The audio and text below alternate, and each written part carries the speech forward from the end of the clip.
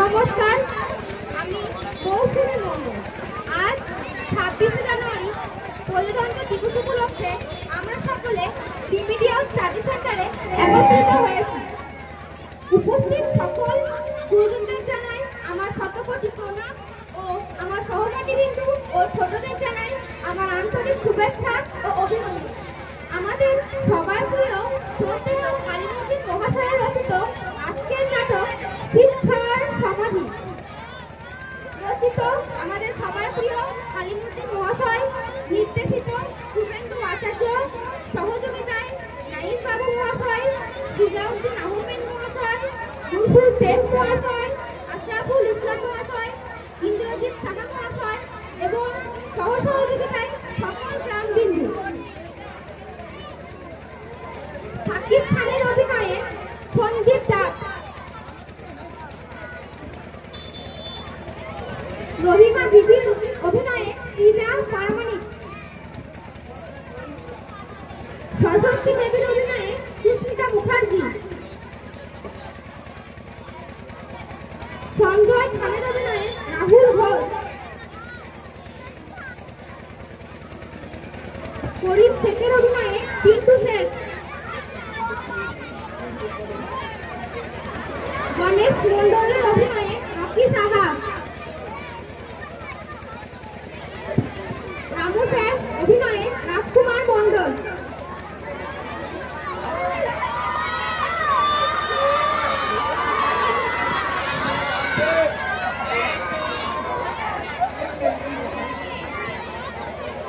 নাট্যগুরু গিরিশ ঘোষ ও শ্রী শ্রী রামকৃষ্ণ পরমহংসদেবের আশীর্বাদ নিয়ে আমরা শুরু করছি আমাদের আজকের নাটক শিক্ষার সমাধি।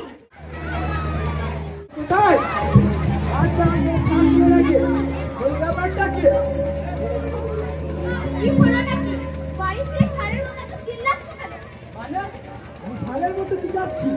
ছেলেটা কোথায়? তুমি খোঁজখবর নিয়েছো? নাকি পাশের বাড়িতে টিভি দেখে দেখতে কাটাচ্ছ? মিনশেক, আমার টিভি লাগাটাই দোষ হলো। আর তুমি যে সেই সন্ধ্যে ভোরবেলা মোবাইল ফোন দেখছো, ফেসবুক ঘাঁটছো, সেটা হচ্ছে আমি দেখতে পাই না। আমার সুন্দরী রে। তাহলে আমারও একটা টিভি একটা মনে হয়। মিনশেক, আমি বাড়িতে একা একা বসে থাকবো? সন্ধ্যা হয়ে আসছে, নামই নেই। এইদিকে আবার চারদিকে লাফিয়ে তুলেছে ছেলেরা। দেখো না, হয়তো কোথাও বন্ধুদের সাথে বসে আড্ডা দিচ্ছে, না হলে ওই মোবাইল ফোনে কি একটা গেম উঠেছে না, মার মার মার, ওই গেমই খেলছে। তাই চলো, ছেলেটাকে পেলে খুব করে কথা দেবো।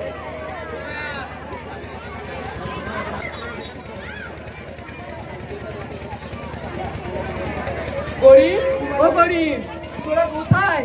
গণেশকে ডেকে নিয়ে আয়। দূর সারা, কখন এসেছি এখনো দেখা নাই।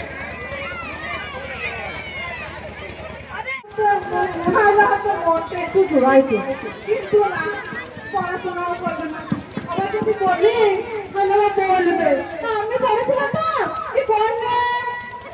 সত্যি এই প্রশ্নের উত্তর দেওয়াটা খুব মুশকিল হবে। মাস্টার মশাই, বাড়িতে আসবেন নাকি?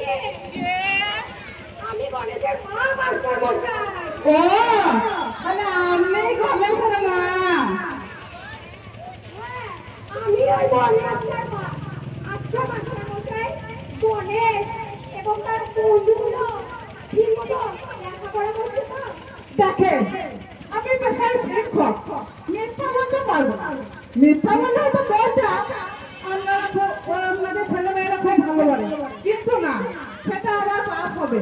কারণ যেদিন ওদের হাতে বাবা মাতা কি যেন মোবাইল ফোন এসেছে, সেই দিন থেকে ওদের পড়াটা 12টা বেজে গেছে।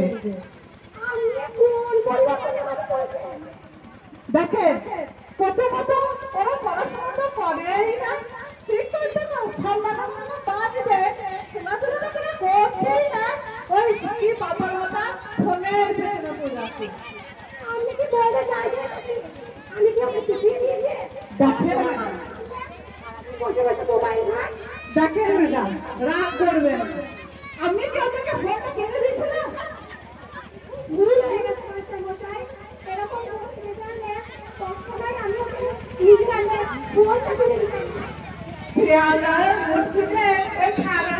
সুস্মিতা মাইকটা মুখে লাগিয়ে দিবে, একদম মুখে লাগার কাছে। হ্যাঁ, হতে পারে আপনাদের একটু কত হাতে আপনি ছেলেগুলোকে শাসন করতে পারেন, তাহলে হয়তো একটু পরিবর্তন হলেও হতে পারে। কিন্তু আজকে এইসব কথা বাদে কালকে আমি তো পড়াতে যাবো, তখন এইসব পেছন দিয়ে আলোচনা করবো।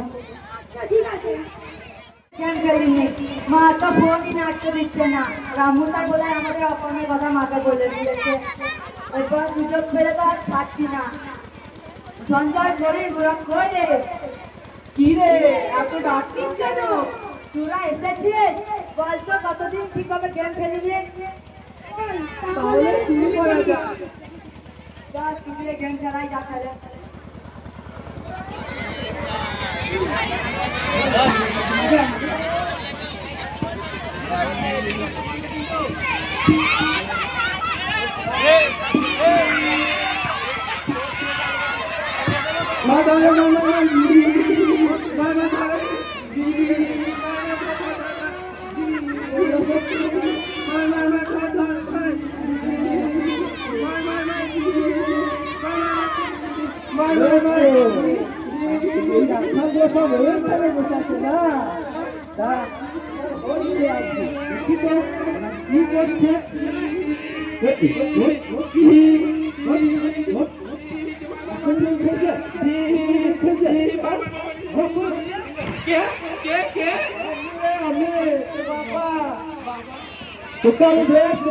ফলো করছি আজকে হাসতে নাচতে করছিস তোর মায়ের কাছে বাবা না গণেশ গণেশ করা ভাই কিন্তু মা বাবা করছিস কিন্তু মার কাছে আমার বাড়ি কি মনে করে? আর বলো না, আমার বলে আমার একদম ভালো লাগে না। পড়াশোনা করতে আমি নেই, সারা দিন বাবার মাথা মোবাইল নিয়ে পড়ে আছে। রামুদার অনেক অনেক বিরক্তি হয়ে যাচ্ছে। আর দিদি, দুঃখের কথা কি আর বলবো, আমি আর তোমার দাদা আমাদের রাখার জায়গা নিয়ে পাগল হয়ে যাচ্ছে। আবার দিদি রামুদার বলেছে ওনাকে ঠিকমতো বেতনও দেওয়া হয় না। আচ্ছা দিদি, তাহলে আমি তোমাকে সঠিক সময়ে মাস্টারমশাইকে দেবার জন্য যে টাকাটা দিয়েছি, ওই টাকাটা কি করে? আর পড়াশোনা তো আর আগের মতো করে না, সব টককে উঠিয়ে দিয়েছে। রহিমারি, ওই মাস্টারমশাই আসতে মনে হচ্ছে না? রহিমাদি বাড়িতে আছেন? কে? রামু স্যার? আসেন আসেন, বসেন।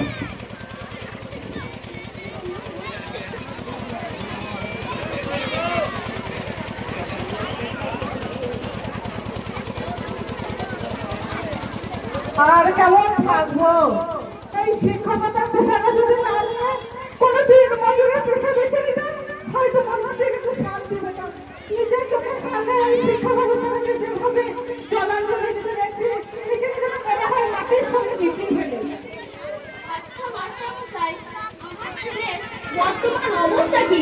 ও ঠিকঠাক মতো পড়াশোনা করছে তো? আমরা ছেলে এইটা দেখ না, আসার সময় দুটো মেয়ে রেখে পেছন থেকে এখন সেই আধুনিক সব আলোচনায় লেপ অর্থ লাগিয়েছিল। কি বলছে জানি মাস্টারমশাই? ওই যে তোকে টিউশনে ছেড়ে রেখেছিস না, মেয়ে রেখে লেপট গান মারাইছে। শুধু তাই নয়, সরস্বতী দেবী, তার সঙ্গে আমার আদরের পুত্র গণেশ করিও আছে। তাদের হাতে আবার দুটো লাল গোলাপ, কি জানি কি করবে। কি বলছেন নাকি মাস্টারমশাই? তাহলে ওরা কি পড়াশোনা বাদ দিয়ে শুধু মেয়ে আর মোবাইলে পেছনে পড়ে আছে? দেখেন, আমি আমার সব ছোট দিয়ে ওদেরকে মানুষ করার চেষ্টা করেছিলাম, কিন্তু আমি অপারগ, আমি পারলাম না, কারণ এই পরিস্থিতি এখন হাতের বাইরে। এর জন্য তাই আর মাথার মাথার বাবা মারা। মাস্টারমশাই, আপনি কি বলতে চাইছেন? আমরা বাবা মায়েরা আমাদের ছেলে মেয়েদের নষ্ট করছি? অবশ্যই দেখেন, 20,000 টাকা দিয়ে ফটো আমি কিনে দিই নাই, না ওই ফটোকে পার্সোনালি ব্যবহার করা আমি শিখেছি। খুব ভুল হয়ে গেছে মাস্টারমশাই। এরকম করতে চাইলে আর ভয় কাছে দিতাম না। সত্যি আজকে আপনি আমাদের চোখ খুলে দিয়েছেন।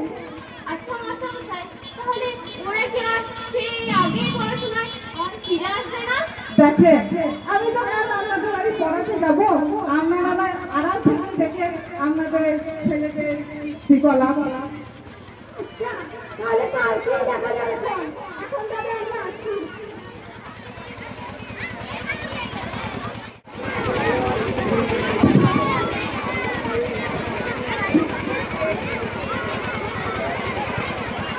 তোরা জানিস বাবা উঠতে পারেনি। আজকে তোর তো বাবা মেরেছে, আমাকে জানিস আমার আব্বা কি বলেছে, ঘরে বিয়ে দিয়ে দেবো, চেনটা মরে যাবে। হয়ে গেছে তা নিয়ে ভাবিস না। তুই যে মাস্টার মশাই আছেন, কিভাবে পড়া দিবি সেটাই ভাব।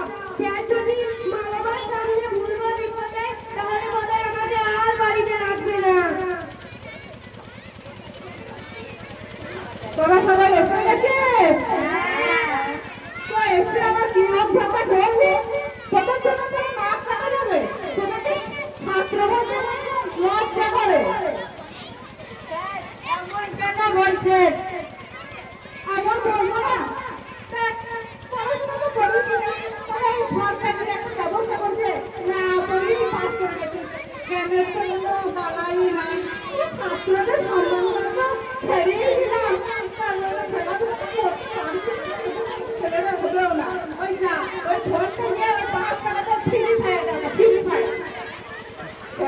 স্যার আমাদের ক্ষমা করেছে, আমাদের বড় অনেক বড় ভুল হয়ে গেছে। স্যার আপনি আমাদের চোখ খুলে দিয়েছেন স্যার। স্যার সত্যি যদি আমরা আমাদের ভুলগুলো আগে বুঝতে পারতাম, তাহলে না নিজেকে শুধরে নিতে পারতাম। এখন এমন এক পর্যায়ে পৌঁছে গেছি, না পারছি নিজেকে শোধরাতে, না পারছি বাবা মায়ের কাছে ভাষা ছেলে হয়ে থাকতে। আপনার মতো ছাত্রের কাছে ছাত্র হয়ে থাকতে পারছি না। স্যার আমাদের ক্ষমা করে দিন, আমাদের ভুলগুলো আমি বুঝতে পেরেছি। প্রত্যেক মাসে শেষে বাবার কাছে বেতন নিয়ে সেগুলিকে আপনাকে না দিয়ে ছয় কাঠি উঠেছে মোবাইলে পেছনে বন্ধুদের সঙ্গে খরচ করে দিয়েছি।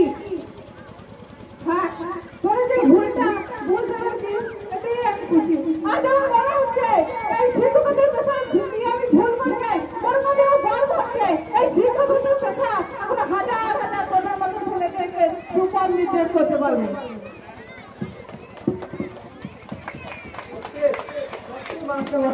আপনার কোনো তুলনা হয় না। সত্যিকারে এই জীবনে সব থেকে বড় ভুল হয়েছে এই ভুল পেতে না শেখাতে সব থেকে বড় জিনিসটা হাতটার হচ্ছে। সত্যি দাদা, আমি ঠিকই বলেছেন। শুনেছিলাম শিক্ষকরা নাকি সমান করার দরকার। আজকাল বাস্তবটা মাস্টার মশাইকে দেখে বুঝতে পারলাম। সরস্বতী, আপনি ঠিকই বলেছেন। আমরা বাবা মায়েরা যেটা করতে পারিনি, সেটা মাস্টার মশাই ঠিক করে দেখিয়েছে। আমাদের কুলাঙ্গার ছেলেগুলো যে তাদের ভুলটা বুঝতে পেরেছে, এটা আমাদের খুব খুশির দিন আছে। আজ আমার যেন মনে হচ্ছে সব সামনের হাত বসেছে, আমাদেরকে কি বলবো বলে বুঝাতে পারবো না। বর্তমানে আপনাদেরকে বলছি, বর্তমানে শিক্ষার অনুকূলে আজ সমাজে নেই। বিভিন্ন কারণে প্রকৃত শিক্ষার বিলুপ্তির পথে। কিন্তু আমার এই মুহূর্তে এসে বিভিন্ন ছেলে মেয়েদের যেন দেখে মনে হচ্ছে তারা যে সত্যি শিক্ষা থেকে যেন বিলুপ্তির পথে অর্থাৎ সমাপ্তির পথে চলে গেছে। এইরকম একটা মুহূর্তে এসে আমি বুঝতে পেরেছি যে না, শিক্ষা এখনো শেষ হয় নাই। যতদিন সমাজে সাহায্য হতো শিক্ষকেরা বা মাস্টার মশাইরা বেঁচে থাকবে, ততদিন সমাজে শিক্ষা বেঁচে থাকবে। এই জন্য আমি বলছি আপনাদের পিতামাতা গুরুজনদেরকে বলছি যে আপনারা শিক্ষাকে সম্মান করতে শিখুন।